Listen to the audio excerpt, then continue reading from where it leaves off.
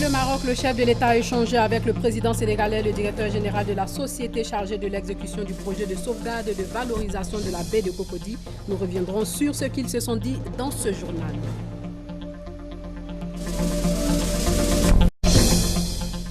Le diabète fait de nombreuses victimes dans le monde. En Côte d'Ivoire, plus de 5% de la population est diabétique. Aujourd'hui, journée mondiale de lutte contre le diabète, gardons un œil sur la maladie.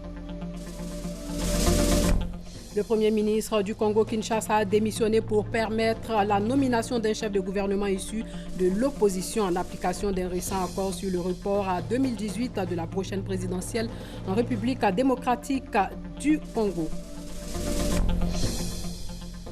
Madame, Monsieur, bonsoir. Le président Ouattara a reçu à Marrakech, au Maroc, son homologue sénégalais et le directeur général de la société chargée de l'exécution du projet de sauvegarde et de valorisation de la baie de Cocody. Qu'est-ce qu'ils se sont dit? Abiba Dambélé nous le dit dans ce reportage. Le président de la République a reçu la visite de son homologue sénégalais ce lundi soir à sa résidence de Marrakech. Macky Sall est venu saluer son aîné et s'entretenir avec lui des questions d'intérêt commun. Le projet de sauvegarde et de valorisation de la baie de Cocody est entré dans sa phase d'exécution. Le directeur général de la société Marchik Ahmed a présenté l'état d'avancement des travaux au président de la République, travaux qui portent notamment sur l'aménagement du plan d'eau lagunaire, la reconstitution du paysage et l'amélioration du transport. On a expliqué à son Excellence l'état d'avancement du projet. Les travaux, comme vous savez, sont déjà en cours, mais c'était surtout expliquer comment on va procéder sur l'achèvement de ce projet, qu'on a prévu se terminer en 2020-2021. On a rassuré son Excellence que le projet aujourd'hui est bouclé, soit en financement, donc on a les 450 millions de dollars déjà alloués pour financer ce projet. Nous sommes en train de travailler jour et nuit pour faire avancer ce projet. Et comme le souhaitent les deux chefs d'État, Sa Majesté le Roi, que Dieu l'assiste, et le président Alassane Ouattara. Marchik Ahmed est une société qui jouit d'une expertise avérée au Maroc en matière de dragage des lagunes polluées. Bière ivoire de Brassivoire a été mise sur le marché ce soir même. Brassivoire est une filiale de la marque Heineken du groupe néerlandais. Le directeur général de cette filiale a présenté les résultats de 13 mois de travail au chef du gouvernement. L'entreprise est implantée en Côte d'Ivoire depuis septembre 2015. Et puis les cours ont repris ce matin dans plusieurs écoles primaires publiques. Cette reprise intervient après la levée du mot d'ordre de grève du syndicat des enseignants de Côte d'Ivoire. Davis Oyo et Éric Goré se sont rendus dans quelques établissements scolaires de la commune de Cocody. EPP Cocody Danga, il est 11h ce lundi 14 novembre. La cour de l'école est vide. Les élèves sont tous en classe, attentifs aux cours que donnent les enseignants. Même constat au groupe scolaire Cocody Est 1, 2, 3 et 4.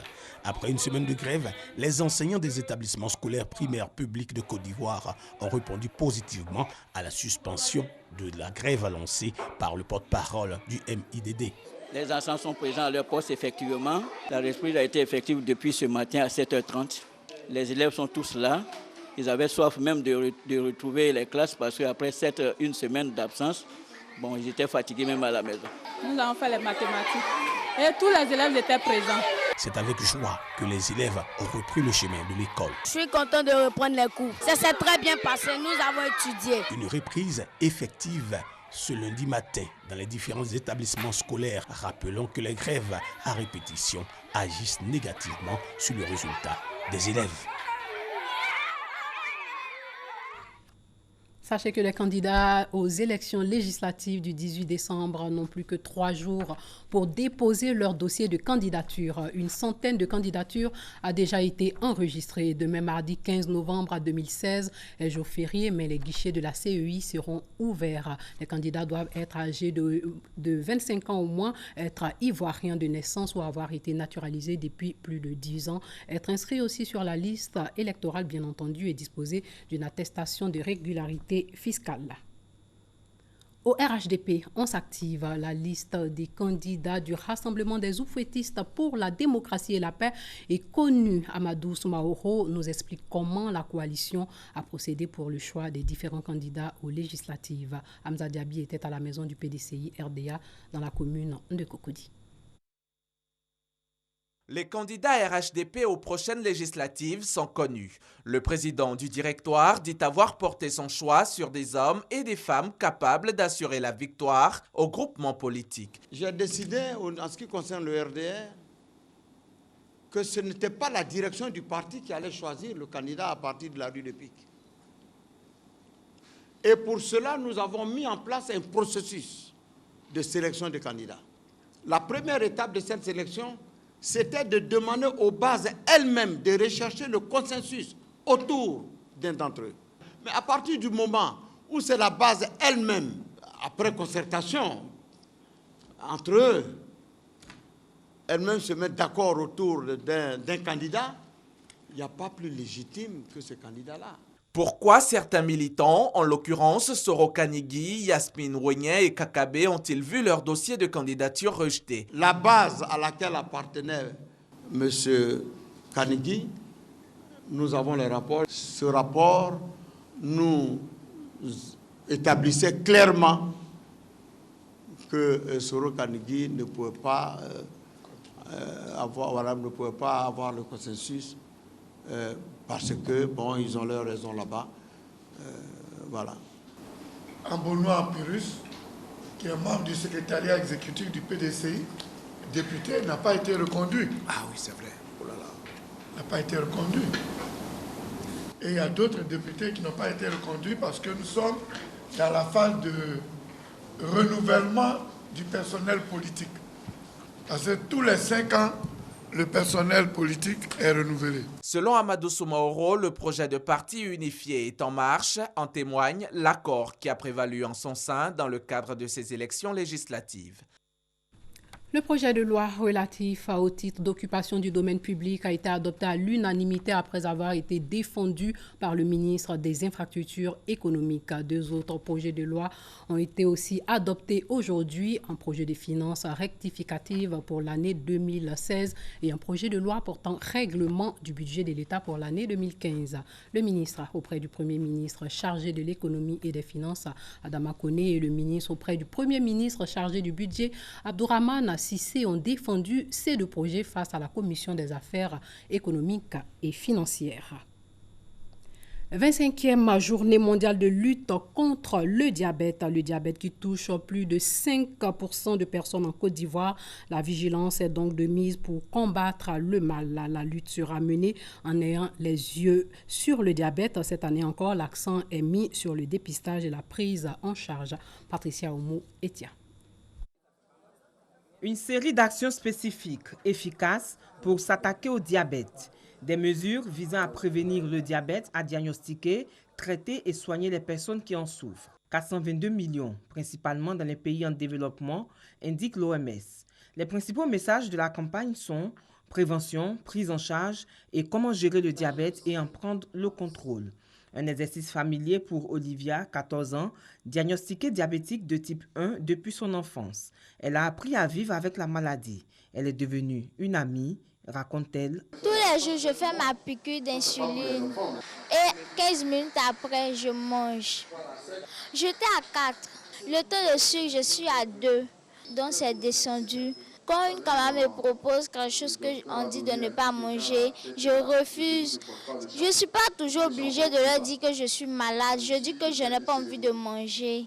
5,7% de la population ivoirienne est diabétique. La politique de décentralisation pour rapprocher l'offre de soins des populations existe depuis 2012 dans les principales régions de la Côte d'Ivoire. Il y a une étude qui va être menée incessamment dans les 20 régions sanitaires de la Côte d'Ivoire pour déterminer à la fois le taux de prévalence du diabète, le taux de prévalence de l'hypertension, de l'obésité, de tout ce qui est dyslipidémie, pour pouvoir accentuer les actions de prévention que nous menons. Sensibiliser davantage à la progression du diabète, c'est garder un œil sur le diabète, thème de l'édition 2016 de la Journée mondiale du diabète.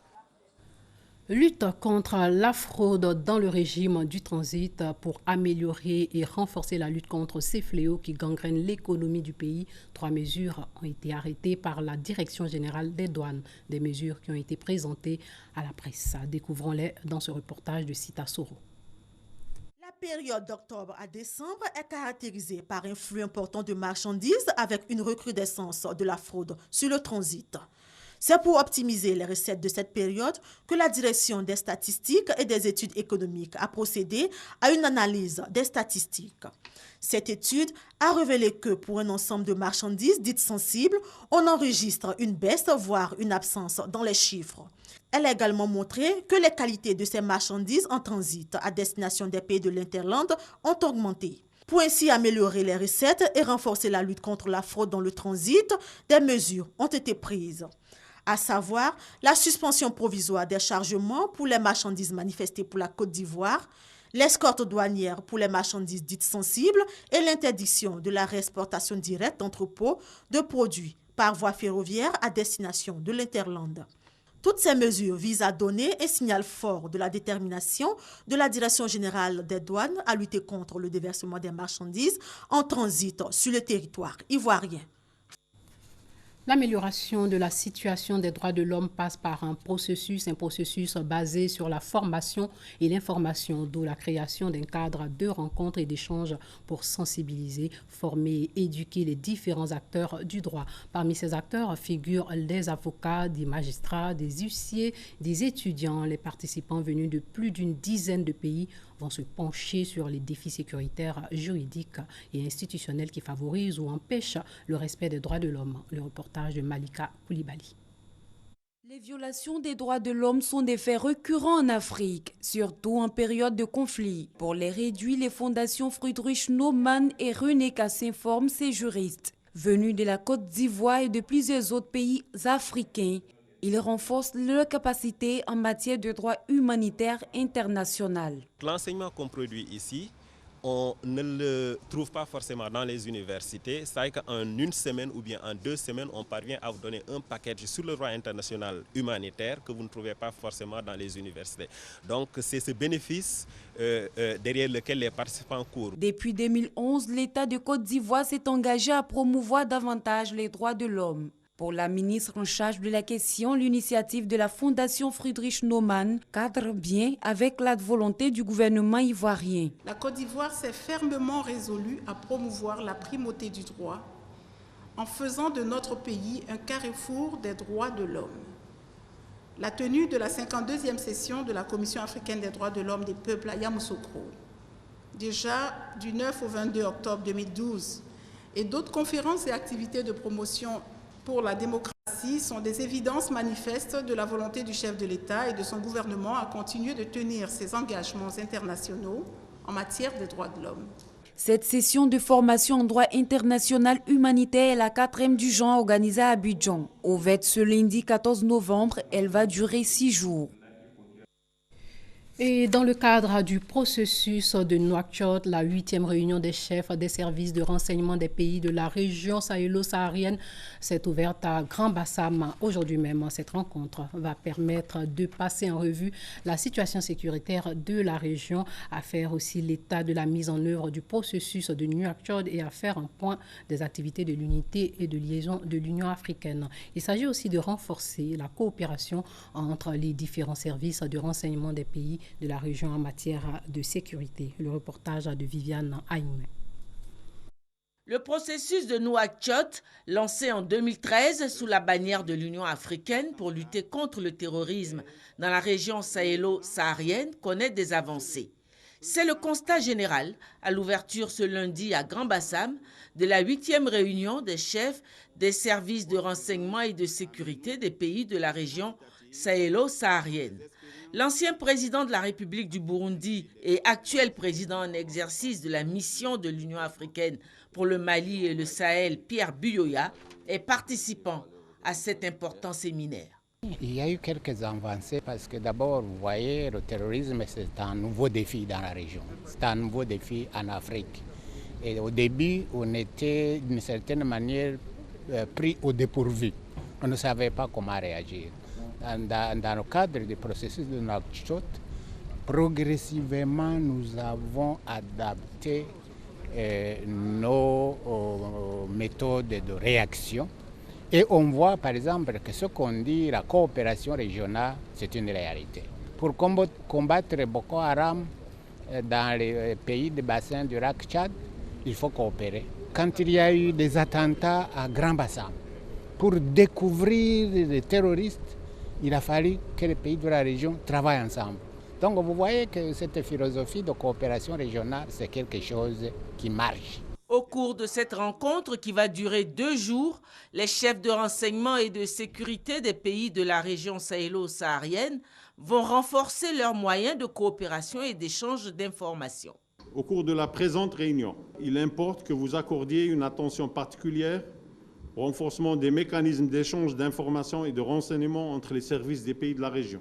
Des avancées significatives ont été enregistrées, mais il convient de noter que d'immenses défis restent encore à relever pour permettre au processus de Nouakchott de réaliser pleinement son potentiel. Bien que n'étant pas situés dans la zone sahélo-saharienne, le Nigeria et la Côte d'Ivoire, victimes tous les deux du terrorisme, sont membres de cette alliance africaine contre le terrorisme. Dans son discours d'ouverture, le ministre de l'intégration africaine et des Ivoiriens de l'étranger, Ali Koulibaly, a souligné les initiatives du gouvernement ivoirien sous la conduite du président de la République Alassane Ouattara pour lutter contre le terrorisme tant au plan intérieur qu'au plan sous-régional. Le président Alassane Ouattara attache beaucoup de prix à cette coopération régionale. C'est pourquoi, en sa qualité de président en exercice de la conférence des chefs d'État et de gouvernement des pays membres de l'UMOA, il a fait adopter il y a quelques mois un plan de lutte antiterroriste, convaincu qu'il est que nos pays, aussi puissants soient-ils, ne peuvent pas vaincre le terrorisme. Geste symbolique, l'Union africaine a choisi le cadre de l'Étoile du Sud pour la tenue de cette rencontre. À l'occasion, il y a eu un dépôt de gerbes de fleurs et 1 minute de recueillement sur la plage en hommage aux victimes de l'attaque terroriste du 13 mars dernier à Grand Bassam. La ville de Mans, située dans l'ouest du pays, offre un beau cadre touristique. La cascade naturelle de la ville montagneuse marque toujours les esprits. Il n'y a pas que la cascade à Mans, il y a aussi le pont de Liane, la faune. Bien que ces atouts naturels existent encore, la ville sommeille dans le désintérêt total depuis la crise. Eugène Atoubé revient de Mans. À l'ouest de la Côte d'Ivoire, la ville de Mans. Dans cette région, l'on a fondé d'immenses espoirs dans le tourisme de découverte et de loisirs. De par les opportunités qu'offre sa végétation, sa faune, son relief, son hydrographie, également sa culture. Mans n'a pas encore exploité le potentiel existant en matière de tourisme. Il faut qu'une bonne organisation se mette en place et que cette organisation attire les touristes vers Mans. Le tourisme à Mans, c'est d'abord et avant tout le site des cascades. Ce site offre à voir une chute naturelle d'eau de 20 mètres au milieu d'un paysage naturel. Magnifique lieu de repos. Ici, c'est très bien et l'air est très fraîche, ça me plaît beaucoup. Aujourd'hui, peu de touristes y arrivent à cause de son accès difficile et sa désaffection depuis la survenue de la crise. Nous sommes en train de faire en sorte que le tourisme puisse être la locomotive de développement de notre commune. Direction le village de Gouessesso. Une fois sur place, rien à découvrir, si ce n'est de souffrir en silence à la vue du beau gâchis qui est fait de ce qui était autrefois un superbe village de vacances, construit dans le style de l'habitat traditionnel Yakuba. À l'époque même là, on pouvait avoir 100, 200 par jour de touristes. Aujourd'hui, si je vois que c'est devenu comme ça, vraiment, j'ai les larmes aux yeux. Nous voici à Guapleu, village quartier de Mans, qui a su conserver sa forêt sacrée et ses singes, objet de curiosité. Aucun visuel n'indique son existence, ni ce que le site représente dans la ville de Mans. Guapleu, village qui abrite ce site classé au patrimoine touristique national, en paie le tribut. Comment faire pour que le village de Guapleu bénéficie quelque chose de cette forêt? Que le gouvernement nous aide à protéger cette forêt pour que les touristes viennent. J'espère que le DR il va s'y atteler pour qu'on puisse distribuer des dépliants, pour inciter les gens vraiment à venir. Il y a de quoi visiter à tous les niveaux. La région du Tonkouy est riche de 8 sites touristiques officiellement, avec chacun sa singularité et ses caractéristiques propres. Avant 2011, le tourisme était pratiquement inexistant. Les visiteurs ont commencé à venir. Nous avons commencé à réhabiliter certains sites. Les hôtels ont été réhabilités. Il y a de nouveaux restaurants qui ont été créés. Aujourd'hui même, il y a une desserte aérienne parce que c'est ça qui était le problème le plus crucial. Toutes ces choses-là nous autorisent à affirmer que le tourisme se porte très bien aujourd'hui. Or, la réalité du tourisme dans cette région est que l'hôtellerie, dans son visage actuel, ne reflète pas l'optimisme touristique régional exprimé avec emphase et rêvé par les experts nationaux de ce secteur. En cause, les difficultés à obtenir les financements nécessaires pour accompagner le rêve touristique de la région du Tonkouy. Nous nous battons pour que les touristes qui viennent, les clients qui viennent soient à l'aise, soient contents d'avoir été chez nous. Nous veillons à la qualité de leur séjour, mais il faut dire qu'il y a beaucoup encore reste à faire. Avant, il y avait au moins 10 touristes, peuvent passer un séjour, des week-ends ici. Bon. Mais maintenant, c'est plus ça. Vraiment, on a besoin que l'État nous aide. La région du Tonkouy, malgré tout, passe pour la plus attractive. Après le littoral, ses atouts incitent à la rêverie. Ce sont les opportunités offertes par la nature, son riche folklore et l'artisanat, principalement la sculpture et le tissage. On interpelle le ministère du Tourisme, fait tout possible pour que nous, les artisans de Mans, on ait un centre artisanal. Le ministère de l'artisanat est séparé du ministère du tourisme. Cela nous fatigue un peu. Au moins, le tourisme et l'artisanat, ça marche ensemble. À côté des sites officiels répertoriés par le ministère du Tourisme, ces mini-chutes que Dame Nature offre gracieusement un décor. Dans le village de Goba, à quelques encablures de Sangouiné, localité située à 25 km de Mans. Le site de Goba est la frontière naturelle entre le département de Mans et celui de Danané. Et nous attendons un financement pour mettre en valeur ce site touristique. Nous allons aussi chercher et proposer à ce qu'il y ait un pôle d'attraction ici. Et je pense bien que très bientôt, les chutes de Goba vont compter parmi les sites phares de la région du Tonkouy. Mans et sa région restent une destination touristique de premier choix. Mais pour ce qui est du succès du tourisme dans cette partie de la Côte d'Ivoire, il reste beaucoup à faire en termes d'investissement et de promotion. Encore trop de faiblesses, trop de contraintes. Dès lors, le tourisme comme facteur de lutte contre la pauvreté et moyen du relèvement économique apparaît comme une quête permanente.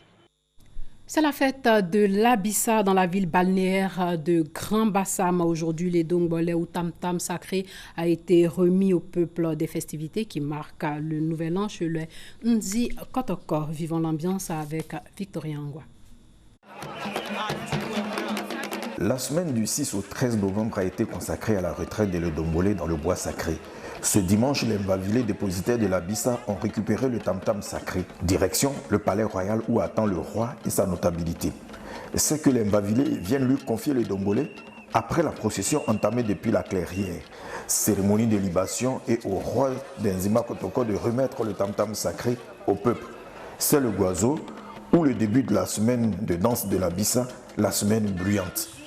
Sur la place de l'Abissa, le Dombolais est installé. C'est l'accueil du tam-tam sacré, pas des pas de danse. Il est vrai que l'Abissa est une affaire de famille, mais c'est aussi l'affaire de l'ensemble des populations. Hommes, femmes, jeunes et enfants, mais aussi amis et visiteurs sont dans l'arène pour danser au rythme de l'Abissa.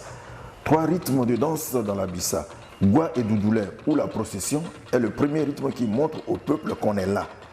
La Belé et Boulet, où la récolte du maïs, symbole de la famille Mvavilé, et les Dombolais, plus rythmé que les 2 autres, vient unir toutes les 7 familles.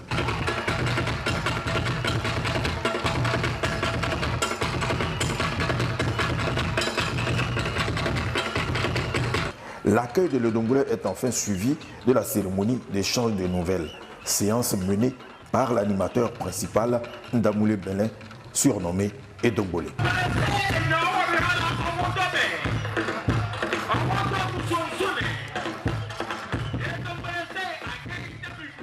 Hors de chez nous, le Premier ministre du Congo, Kinshasa, a annoncé sa démission aujourd'hui, cela pour permettre la nomination d'un chef de gouvernement issu de l'opposition en application d'un récent accord sur le report à 2018 de la prochaine présidentielle en République démocratique du Congo. La RDC traverse une crise politique profonde depuis la réélection du président Kabila en 2011 au terme d'un scrutin contesté. La crise a été aggravée par le report de la présidentielle qui devait se tenir avant la fin 2016.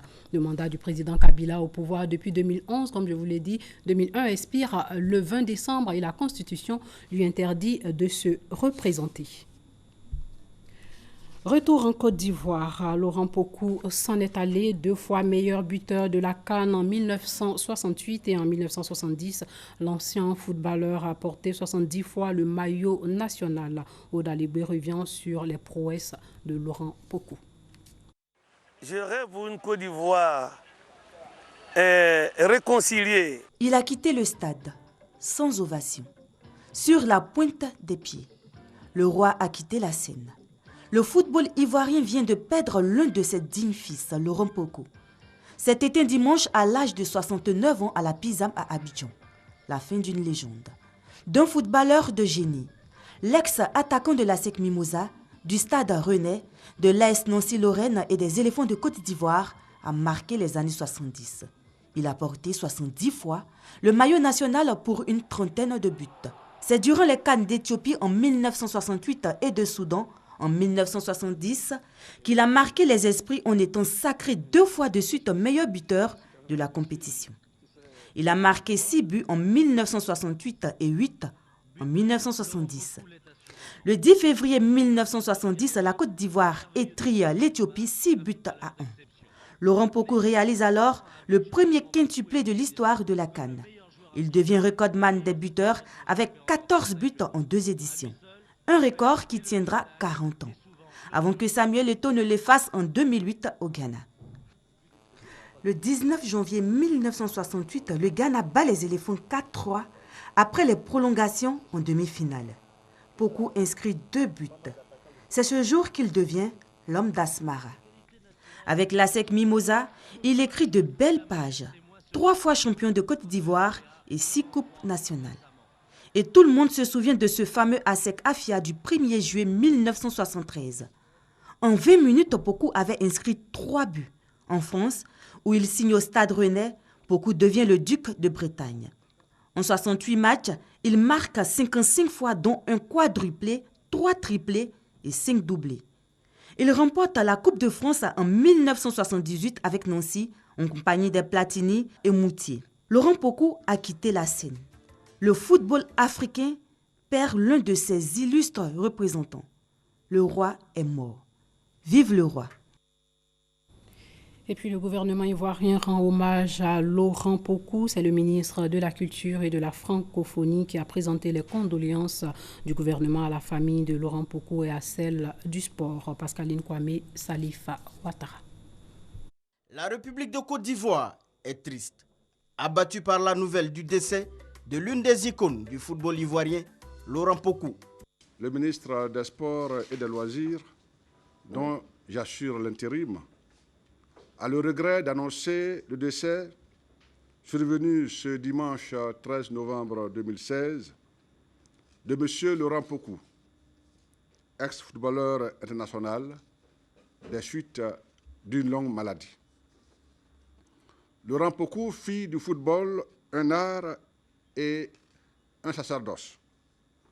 Par ce sport et par son talent exceptionnel, il a apporté gloire et honneur à son pays, la Côte d'Ivoire. Le ministre des Sports et des Loisirs, au nom du gouvernement et du président de la République, présente ses condoléances les plus tristes à la famille biologique de Laurent Pokou et à la grande famille des sportifs de Côte d'Ivoire.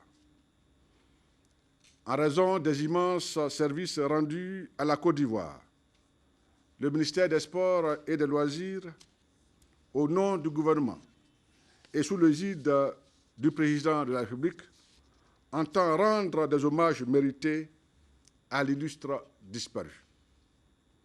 En attendant ce moment solennel, le ministère des Sports et des Loisirs invite les acteurs, les partenaires de mouvements sportifs et le peuple ivoirien à avoir une pensée pieuse pour Laurent Pokou, ce sportif d'exception. Âgé de 69 ans, Laurent Pokou est de la génération de joueurs ivoiriens qui ont permis à la Côte d'Ivoire de goûter à ses premiers grands trophées.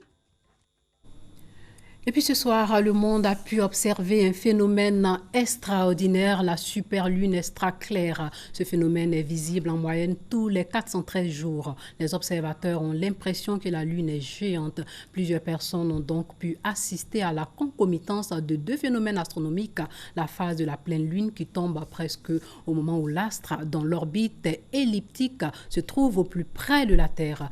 Elle était seulement à 356 509 km de la planète bleue pour une distance en moyenne de 384 400 km. Fin de ce journal. Merci de l'avoir suivi et portez-vous bien.